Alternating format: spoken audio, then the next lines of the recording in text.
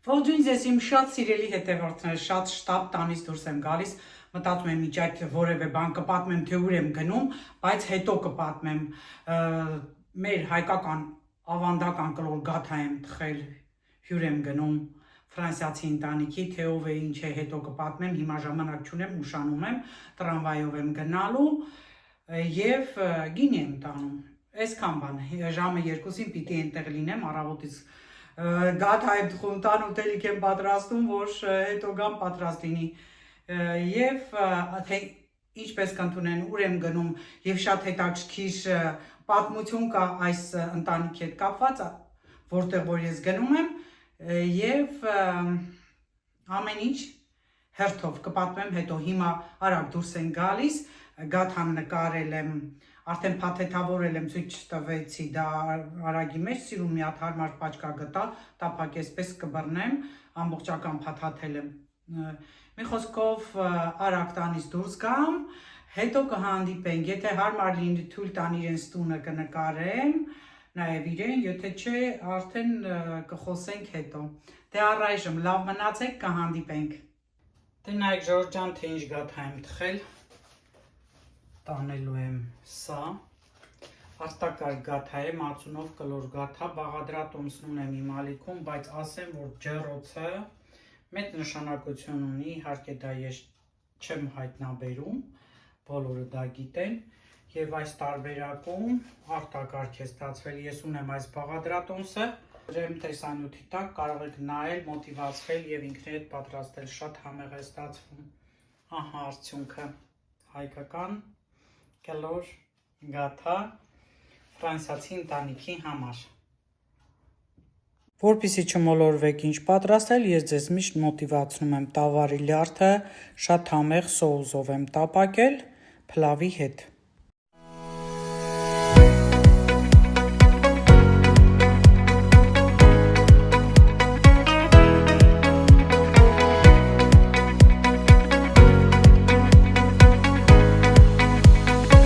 Ես հիմա գտնվում եմ Լիլ քաղաքի Մաղկամբարոր թաղամասում եւ այս շենքը ինձ շատ գրավեց, ափսոս ձեռքերս զբաղված են, թե չէ շատ բան կնկարեի, բայց հիմնականում այս թաղամասը նմանատիպ սեփական տներով է շատ եւ այստեղ հարուստներն են ապրում, հարուստների թաղամասում ենք Ժողովուրդ ջան եւ հենց այդ տներից մեկում էլ ես հյուր եմ։ Ահա արդեն գաթան սեղանին է,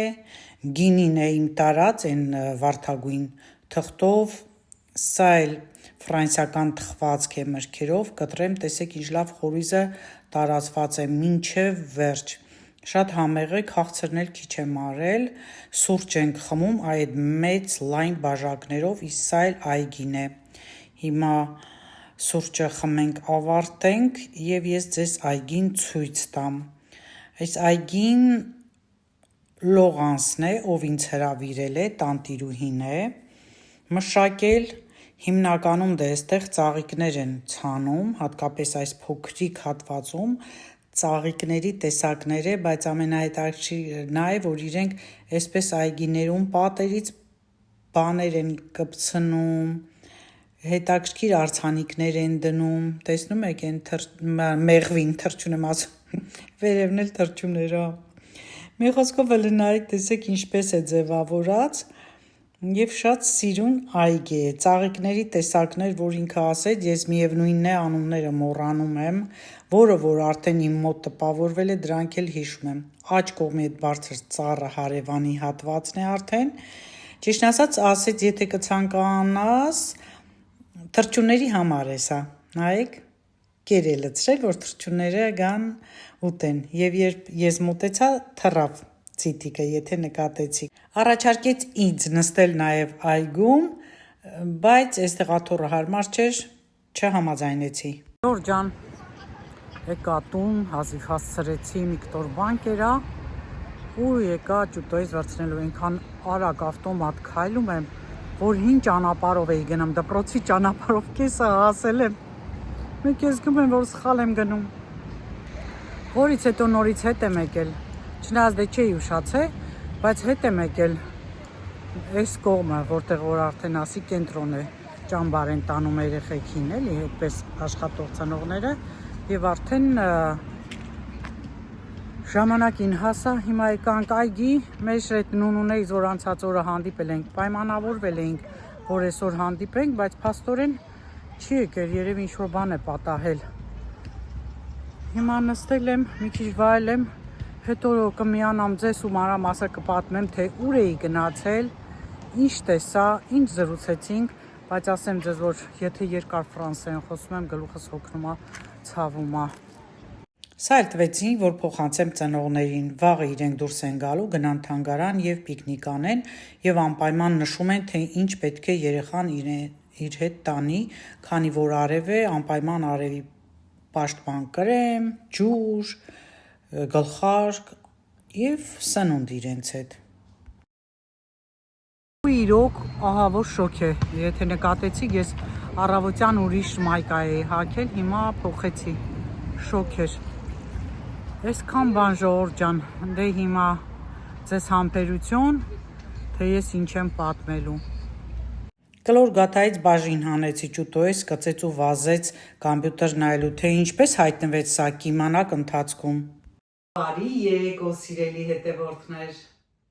սկսում եմ իմ շատ հետաքրքիր պատմությունը, կարծում եմ շատերին կհետաքրքրի։ Ուրեմն, ուր էի գնացել այսօր, ում տուն էի գնացել և ինչու էի գնացել։ Սկսեմ ծանոթությունը Լողանսի հետ։ Լողանսը ֆրանսիացի կին էր, ով ինձ հրավիրել էր իրենց տուն։ Ինչու։ Անցած տարի, որ գնում էի Հայաստան, շտապ պիտի թռչեի, չէ, եղբորս տեսնելու, որ արդեն վատ էր։ Տոմս չեղավ, որ Բրյուսելով գնամ, մի անգամից որոշեցի տոմս գնել և հարմար տարբերակը հենց իմ ուզած օրերին Փարիզի Շարլ դե Գոլ օդանավակայանից էր։ Դե էստեղից էլ արագ ընթացով գնացի, այդ կայանից էլ գնում էինք օդանավակայան, բայց քանի որ նման ճանապարհով գնացքով գնացել եմ եկել 2018 թվականին, բաներ կար, որ մոռացել էի։ Ամեն դեպքում զգուշության համար հարցրեցի Լողանսին, Լողանսն էր իմ կողքը, արդեն դուրս են գալիս, որ ուղղությամբ գնամ, ասեց, արի, ես էլ եմ այդ ուղղությամբ գնում, ես քեզ ցույց կտամ։ Ու այդպես զրուցելով ասեց, որտեղից ես գալիս, ասի Լիլից, վայ, ասեց, ես էլ եմ Լիլից։ Այդպես զրուցելով գնացինք, շատ հեռու չէր դեպ, և արդեն խոսում ենք դե բնականաբար ինքը պատմեց, որ գնում է Կանադա ամուսնու մոտ, ես էլ դե ասեցի, որ գնում եմ Հայաստան եղբորս տեսնելու։ Լողանսը դե բնականաբար ես ասել եմ, որ ակցենտով եմ խոսում, ինչպես հիմա հայերեն, պես էլ ֆրանսերեն կարող է պայտակ իրաց նման ինչ-որ արագացեմ կամ հարցադրումը, բայց հիմնականում ակցենտով։ Հարցրեց ինչ ակցենտ է, որտեղից ես, դե արդեն որ ասեցի Հայաստան եմ գնում, ինքը այդտեղ ասեց, որ գիտես իմ տատիկն էլ է հայ եղել, Ստամբուլից, Եղեռնից հետո եկել է Ֆրանսիա, տատիկի նկարները ցույց տվեց, իր ընտանիքից արագ-արագ այդ մի քանի րոպեում դե կանայք են, չէ, ցույց տվեց ու խոստացավ իմ համար անմիջապես գրեց, ասեց ժամանակ չունեմ, իր թռիչքը պիտի ավելի շուտ լիներ։ Փոխանցեցինք համարներ, ասեց ես խոստանում եմ, որ լինեմ Լիլում, անպայման քեզ զանգեմ գրեմ, դու ինձ շատ դուր եկար, ես ուզում եմ քեզ հետ հանդիպել մոտիկից։ Համարյա թե մի տարի է անցել, անցած տարի օգոստոսի 24-ին էի թռչում։ Հիմա այս մի քանի օրը ինքը ինձ գրեց, որ ես Լիլում եմ եւ ինձ հարմար է այս օրերին մենք հանդիպենք։ Ինքը ինձ հրավիրեց ընթրիքի, ասեց արի միասին ընթրենք։ Դե արդեն ինձ ընթրիքը հարմար չէր, երեկ էլ ինձ հարմար օր չէր, միակ համեմատաբար հարմար օրը ոնց որ թե այսօր էր, որ իր հրավիրած օրն է եւ մի քիչ էլ ինձ հարմար էր։ Դե շատ բաներ չէի կարող նկարեի, չնայած իրենից թույլտվություն էի վերցնում, ասում էի, որ այսպես, բայց դե մարդու տանում ես առաջին անգամ նկարես, ասված չանի մի բան լինի, ասի եկավ նկարեց, գնաց, դրանից հետո ինչ-որ փորձանք եկավ, դրա համար շատ զգուշ էի, չնայած շատ ջերմ ընդունելության արժանացա, չափազանց ջերմ, ամբողջ տունը ցույց տվեց, իմ իջայլոց այդ թաղամասում հարուստներն են ապրում, Մարքանբարոլ, շատերը, ովքեր Լիլում են ապրում, կփաստեն։ Եվ տունը, որ գնել էին իրենք վաղուց, իրենց սեփական տունն էր, արդեն իրենք էլ էին առաջ բերել, կառուցել, թույլ են տալիս, եթե քո տունն է, որ փոփոխություններ անես։ Բայց հին, շատ հին տներից էր, որ հետ է աստիճաններով բարձրանում ես դեպի տանիք։ Տանիքն էլ հետը 4 հարկ։ Ներ այդ աստիճաններով, պատկերացնում եք, դե ձևափոխել, վերափոխել, հին իրերի ձեռք բերում, որը Հայաստանում ընդունված չէ, ինքը պարծենալով ցույց էր տալի, թե որ թվականի փոքրիկ մի հատ, ասենք, թե բազկաթոռ է ճարել, ուրեմն եւ ճամպրուկները, ես իմ որ թվի 1930 թվականի, թե որ թվականի ճամպրուկներ էին Կաշվից, այում ես բազմից եմ ասել, ընդունված է հինը, որը ավելի մեծ արժեք ունի, հին իրեր գնել էր, պահարաններ այնտեղ, ես էլ դա արդեն ասել եմ, աչքս սովոր է, ինձ էլ է դուր գալիս, իսկ մենք հայերս ինչ կա չկա հին դեն են գցում, նորն են առնում, արժեքը չհասկանալով, իրենց համար դա ավելի արժեքավոր է, ուրեմն սա մի կողմ, բանից պարզվում է, Եղեռնից հետո իր տատիկը 18 տարեկան է լինում, 22-23 թվականների բան եմ ասում, որովհետև շատերը այդ տարիներին են Թուրքիայից դուրս եկել։ Արդեն Եղեռնից հետո փախել են, վախեցել են Թուրքիա։ Ուրեմն իր տատիկի անունը Արուսյակ է եղել, բայց փոխվել է Ֆրանսիայում, Դովելի են ասում։ Զարմացա, ճիշտն ասած, որ իր տատիկը, Արուսյակը, որ այսքան գեղեցկուհի է, հələ տեսեք, Շորջան նայեք իրա տատիկի նկարը, Արուսյակի ֆրանսերեն Դովելի։ Հայերեն չի խոսել իր երեխեքի հետ, ասում ինքը մտածել է, որ ավելի շատ ինտեգրվեն, իբր զուտ ֆրանսիացի դառնան, ամուսնացել է ֆրանսիացու հետ, բնականաբար։ Եվ ասում է, որ մեր տանը հայերեն լեզու չի եղել, բայց երբ ինքը գնացել է իր մորքուրների տուն, ունեցել է 2 մորքուր, Եվ մեկ քերի, որքան հիշում եմ, ասում են նրանց տանը, հələ անուններ հիշում է, Ազգանուշ, այն մեկին էլ Հայգանուշ, դե ասում եմ, որ ես ասում եմ, հա, պարզ է Հայկանուշ, դե ինքը հնչեցում, ասում է, չէ, Հայգանուշ, այս սենց է գրում, ասում եմ, գիտեմ, Արևմտյան Հայաստանի հայերը ձևով են խոսում, մենք որ սովետի հայեր ենք, ուրիշ ձևով են խոսում արևելյանս։ Ասում եմ, երբեմն մենք նույնիսկ իրար էլ չենք հասկանում։ Կարճ ասած, դա ինձ զարմացրեց, բայց ասում եմ, ես անընդհատ հասկանում եմ, որ հայերեն է խոսում, որ գնում ենք հենց իր մորքուրների տուն, ասում եմ, նա իր երեխեք եք, հայերեն էր խոսում, հայերենը միշտ լսվել է, բացի իր տատիկի տանից։ Հիմա իր տատիկն էլ ունեցել է 3 աղջիկ և 1 տղա։ Լորանսը աղջկա աղջիկն է և տեսեք, թե ինչ սիրուն մամա է ունեցել։ Էլենն է, տեսեք ինչքան շքեղ աղջիկ է եղել ջահել ժամանակ։ Անունը Էլեն։ Հիմա Էլենը կա,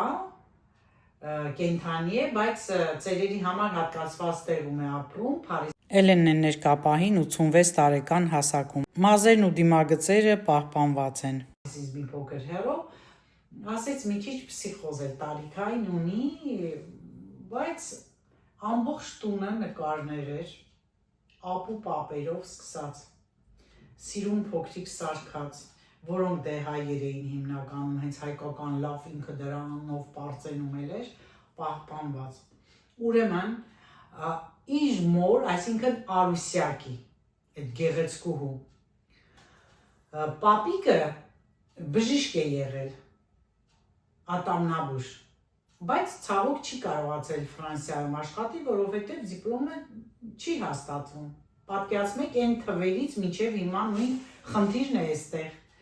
Որևէ երկրի դիպլոմ չի հաստատվում այստեղ։ Դե պիտի նոր սովորեն, պիտի ես ինչ, բայց ասում եմ ոնց որ անլեգալ մի փոքր ինքը աշխատել է։ Միհրանին հիմա տեսեք։ Սա էլ Միհրանն է, Արուսյակի պապը, ով Ստամբուլում ատամնաբույժ է աշխատել։ Հետո տեղափոխվել են Ֆրանսիա։ Տեսնում եք, չէ՞, ինչ լավ տեսք ունի այն թվերին։ Տղան Մանուկը Միհրանի տղա Մանուկն է, այսինքն Արուսյակի հայրը, եւ այս ձեռքով որ ցույց է տալիս Ֆլորանսի պապը։ Ֆլորանսի տատիկն է մեջտեղի կինը, Հայգանուշը, այս երեք կողքերը նստածներն ու կանգնածներն էլ քույրերն են։ Աջ կողմինը, այս սև ու կարճ խուճուճ մազերովը, դա Արուսյակն է։ Այսինքն այս կինը, ով Ֆլորանսի տատիկն է։ Մանուկի աղջիկն էլ արդեն Արուսյակը։ Արուսյակի թորի հետ է ես հանդիպան գնացել։ Ցախը Ֆլորանսն է իր տատիկ Արուսյակի հետ։ Արուսյակը դե նկատեցիք արդեն չափազանց գեղեցիկ էր։ Ինքը գիտեր հայոց պատմությունը, Տիգրան Մեծի ժամանակից սկսած, եւ ասում է, որ պատմում էին, որ դեռևս այն ժամանակ, դե արդեն դուք գիտեք, որ հայոց թագավորները իրենց աղջիկներին կնության են տվել իտալացիներին, տարբեր ազգերի պետությունը պահպանելու, իրար մեջ կռիվ չընկնելու համար ամուսնություններ են արել, որպեսզի ամեն մեկը իր տարածքը, իր պետությունը պահպանի։ Հիմա ասում է, իմ մամայի արյան մեջ ասում են, որ իտալացիներ էլ կան, այսինքն դեռ այդ ժամանակ այդ ձև խառնված։ Մի խոսքով սիրելիներս, այս ընտանիքի պատմությունը մի շատ հետաքրքիր էր ինձ,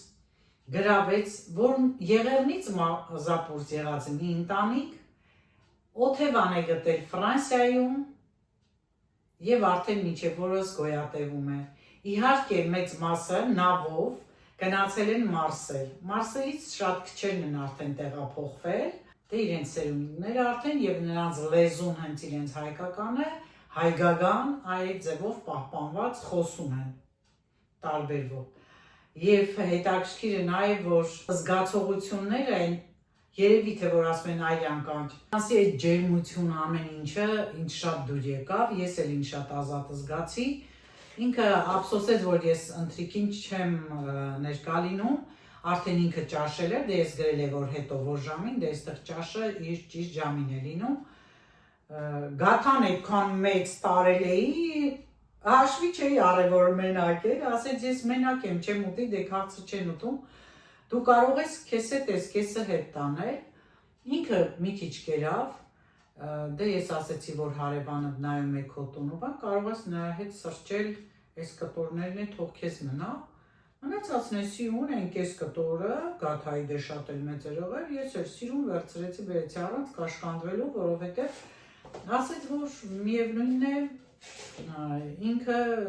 չի ուտելու, չի էլ կարա, չի հասցնի այդքան ուտել, եթե այդքան քիչ ուտում են, դե պատկերացրու։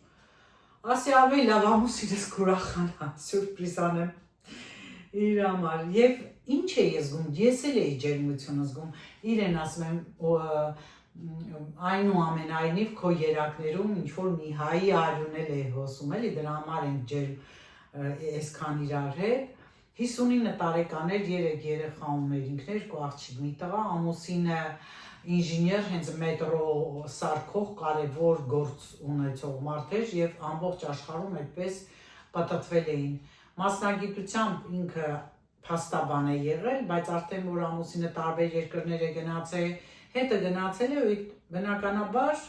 չի աշխատել եւ ասում է, որ Ֆրանսիայի դիպլոմն էլ այդտեղ է չի անցնում։ Հոնկոնգում են եղել, հիմա դե արդեն Կանադայում, մի աղջիկը Մոնրեալում, տղան էլ, իսկ մյուս աղջիկը Իսպանիայում։ Ինքը 59 տարեկան էր, այսպես ամեն մեկի իրան սենյակներն ուներ, բոլորը ցույց տվեց, հարկերում, ասենք բաղնիքը, զուգարանը, ասես տարբեր ամեն ինչը տանիքի հետ սիրուն բանն է ցույց տվեց, ասում հենց ուզում է ասել, ես էլ հյուրերի համար, ինքն ասում ես էլ հյուրերի համար, ամուսինը իր աշխատանքային սենյակն ուներ, այգին լավ էր, ասում այգիս եմ կարոտում, որ մշակում, բան անում, մի խոսքով հաճելի ժամանակ անցկացրեցինք, դե արդեն տեսակ, որ իր համար ինչքան սովորական էր, որ սեղանին դրել էր, մենք լինեինք, մեզ եսի ինչ կկոտորեինք, թեկուզ ես այդ գաթեն առավոտից թխում էի և մի հատ լավ գինի տարա, բաց գույնի էլի, առաջարկեց խմելու, դե ես չեմ խմում, չնայած ինքը ուրիշ բան ուներ առաջարկեց դա, մեկ է չեմ հիշում ինչ առաջարկեց, ասեցի չէ, բան էր արել, այդ մրգերով թխվածներ արել, ինձ մրգերով թխված, որ ես ինչ ասեցի, շատ քաղցր չեմ ուտում, մի խոսքով, այդ կարևոր չէր այդքան, տարբեր թեմաներից ենք զրուցել, տարբեր բնավորություններ, ազգային հարցեր, Ֆրանսիայի վիճակի մասին, ինքն էր սենց բան եղած ասում, կբարև ես ամուսնուդ անպայման, ասում եմ, դու էլ բարևի, երեխաներս ասում, ասեմ, որ ես քեզ հետ հանդիպել եմ, ասում, ես անհանգիստ եմ, ես եկել եմ ու մտքից դու էիր, ասում, մենակ չէ եկել, ասում, փաստորեն մի ամիս է չկա, որ եկել են, ոնց որ արձակուրդ ամուսնու հետ են եկել, 2 օր առաջ ամուսնուն ճանապարհադրել ու անմիջապես ինձ անգել Հիմա ասեց, այս քանի օր արդեն ես զբաղված եմ, ամսի մեկին թռչում, այսինքն մի շաբաթ բան ունի պատրաստվելու էլի, դրա համար որոշեցին, որ հաջորդ տարի ինքը էլի որ գա, հանդիպենք, թեկուզ մեր տանը, թեկուզ հանդիպենք քաղաքում, սուրճ խմենք, շատ հանգիստ, հավեսով, պարզ, ինչ եք կարծում, դա իր բնավորություններ, թե արյան մեջ հայկական, արյան ազդեցություններ, իր անբռնազբոս, նախ դե ֆրանսիացու պարզարում նեկար, պապը ֆրանսիացի է եղել, բայց կար մի հարազատություն, ես իրան էլ դա ասեցի, ինքն էլ ասում եմ, ես էլ եմ այդ ձև զգում,